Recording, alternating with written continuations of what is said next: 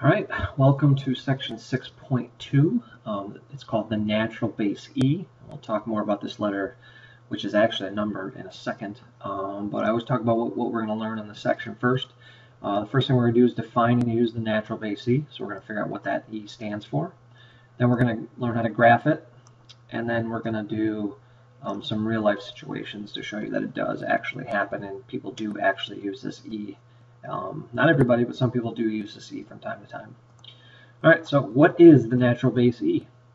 The natural base E is just like special numbers such as pi or I, which you have talked about, imaginary numbers, and pi is pi just stands for the famous number 3.14. Okay, so how did the people mathematicians a long time ago, how did they define this letter E, which is actually a number? Okay, so we're going to look at the definition. The definition of the natural base E is for the expression, and this should look fairly familiar. This is actually an exponential function because it has an exponent, a variable as the exponent, and this should look very similar to the compound interest that we talked about. Very, very similar situation here.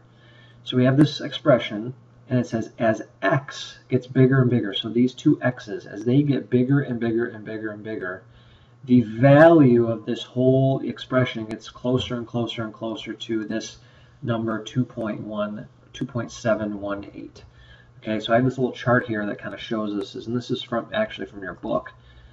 See if I can make it a little bigger. Okay, so the x value are 10 to the first, which is 10, 10 squared is 100, 10 to the third is 1,000, then 10,000, and then 100,000, and then a million.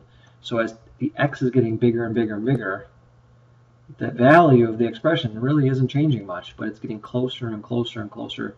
If you notice, 2.59, 2.70, 2.716, 2.718, 2.718, 2.718, and it's only increasing by a little bit every time. So a long time ago, mathematicians said that the value of E, okay, the value of E, so if you want to write up here or off to the side, E is equal to approximately 2.718. Okay, so that's what we're going to use for E. Okay, but there is an E button on the calculator, which we'll get to in a second. Okay, so we can simplify expressions, and we're going to go back to our exponent rules that you learned in Algebra 2A. Okay, so what do we do? What do we do here when we have E to the third times E to the sixth? Okay, so let's just write this out. Let me just show you what this looks like. E to the third is E times E times E, and then E to the sixth, there's 6 of them. So I'm going to add 6 more. So when you count this, we have 1, 2, 3, 4, 5, 6, 7, 8, 9. We have 9 E's. So 3 plus 6 will really give us our E to the 9th. Okay, so we add our exponents. When we multiply, we just add the exponents. All right. Next problem. Okay, so I'm going to put an equal sign, and let's see what we get here. So 16 divided by 4, that's just 4. So we're done with that. And then we have E to the 5th over E to the 4th. When you divide exponents, you really subtract them. You subtract the top, and then you minus the bottom. Okay, so what are we left with? We're left with 4. E to the 5 take away 4 is 1. Okay, so we're going back to our exponent rules here. Okay, all right, last one here, letter C. So when we have a parentheses with an exponent on the outside, we distribute the 2 to everything on the inside. So we have 3 squared, and then E to the negative 4x squared. So I just distribute this 2 to this as well. All right, so let's see what we have here. 3 squared is 9, so that's done. And then we have E to the negative 4x. So when we have a power, the negative 4x is already an exponent, and then we raise it to another exponent, we multiply those two together. So we have E to the negative 8x. Okay, and then this one talks more, it goes a little more in depth. Remember, you can never have a negative exponent. So the 9 stays where it's at, and then the 8x goes to the bottom and turns into a positive. So 9 over E to the 8x. Okay, sounds a little more complicated. A couple different rules happening there. We have the distribution rule, we have the power to a power rule, and then we have the negative exponent rule. So 9 over E to the 8x. If you don't remember those, we'll do more practice on those later. All right, moving right along, part 2 of the section. We're going to learn how to graph natural base E functions, and these are very similar to the last section where we were doing growth and decay. Okay, So there are two types. There are two types of natural base E. There is the growth part, okay, and there's the decay part, just like last section. Okay, and each of these have rules just like the last ones do. And this is the general equation up here in the box. Okay, so this says the rules are when A is bigger than 0. So let's do an example. When A is bigger than 0, so let's just say 4. And then we have e to the rx. So I'm going to write my e. And then when r is bigger than 0, so this r at the top here, when that's bigger than 0, so let's say 3x. Okay, that this will represent a growth. Okay, and the graph will look like any regular growth that we've been talking about. So from left to right, it's going to go up. Okay. The second one is called a decay, which we talked about before, and this says when a is bigger than 0, but r is less than 0. So the exponent is less than 0. So an example would be, so a is bigger than 0, so 2. And we always have to have e because we're still talking about natural base. And then when r is less than 0, so when r is less than 0, so give me a number less than 0, let's just try -3. I would agree that that's less than 0. Okay, when that's the case, it's going to be a decay. So from left to right, it's going to go down. Okay, so less than 0 exponent, decay, greater than 0 exponent would be a growth. Okay. All right, so couple of questions here. Are these equations growth or decay? All right. So notice the number of the a value is positive in all of them. That has to happen. Now we're just going to look at the exponent. This one is a positive x, so it's going to be a growth. So that one's a growth. This one has a negative exponent, so it's going to be a decay. And then we are back to the third one. This is a positive 2x, so that is also going to be a growth. Okay, so we have 2 growths and 1 decay. All right, hopefully that makes some sense. Those are fairly simple questions. All right, now we're going to actually dig in and see how we actually graph one of these. So this equation should look familiar with a e to the rx. So our example is 3e to the x. And if we notice here, this is a positive x, so it should be a growth. Okay, so it should go up when we graph it. Okay, so once again, we've got a little xy table here. And our first x value is -2. So 3 times e to the -2. And we use our calculators to solve these. So let's see what we have here. So we have 3 times, and to get to e, you hit second ln.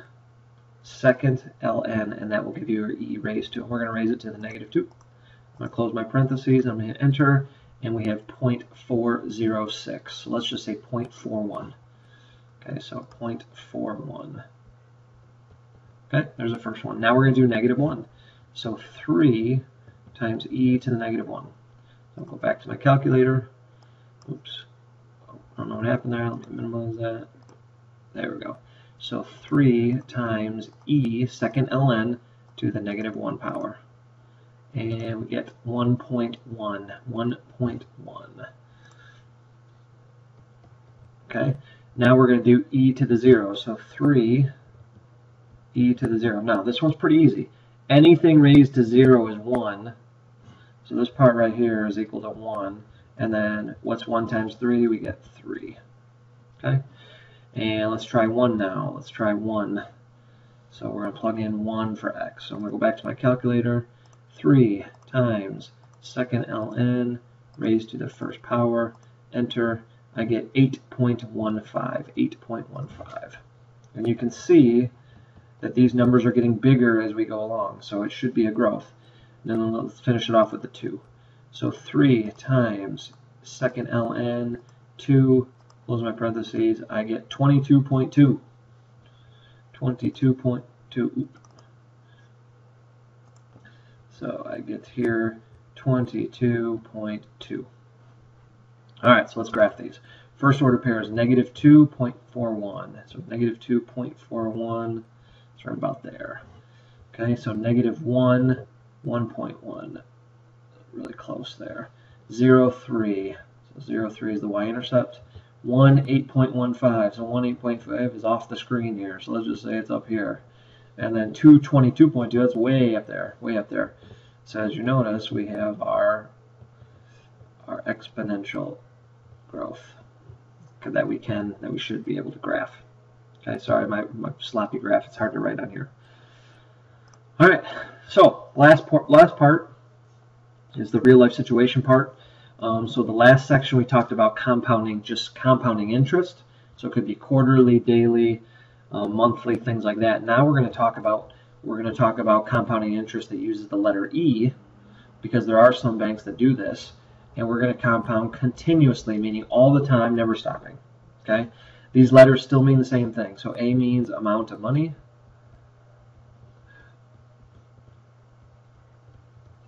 Okay, P is still the original investment. It means principal. E is just on the calculator. That's just the E button on the calculator. That's the natural base. So if you want to write natural base. R is still interest.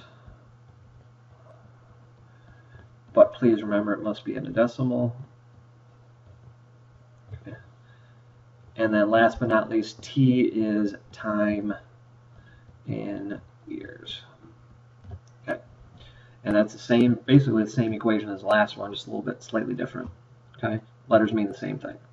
All right, last but not least, we have example 3. Okay, so we have our equation. I'm going to write it out here. I'm going to fill in what we know.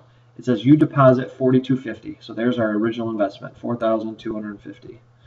Okay, multiply by E. E stays E, doesn't change. Interest rate. We have 5%. 5% as a decimal equals 0.05. Remember, if it's less than 10%, you got to have it a 0.0. So raised to the 0.05. And then T in years, we want to know how much money we'll have in 10 years. So I'm going to plug 0.05 times 10. Okay, and this is very as simple as plugging this in your calculator. Let me get rid of what's there. So 4250 times second ln to get the E, in parentheses 0.05, oops, not minus, times 10. So I typed it, I need to go back, I need to add a 0.05. Second delete, I can insert 0.05. Okay, there we go. I have my equation. Let's hit enter, and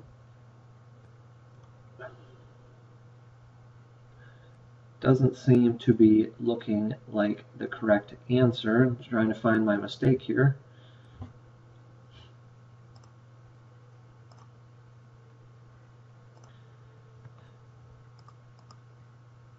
And sorry to let you hang in, I found my mistake. I had a negative 0.05 by accident. It's just 0.05 times 10. So in the final ending, I have $7,007.06. But I'm actually going to round because after the 6 is a 5, so 7 cents.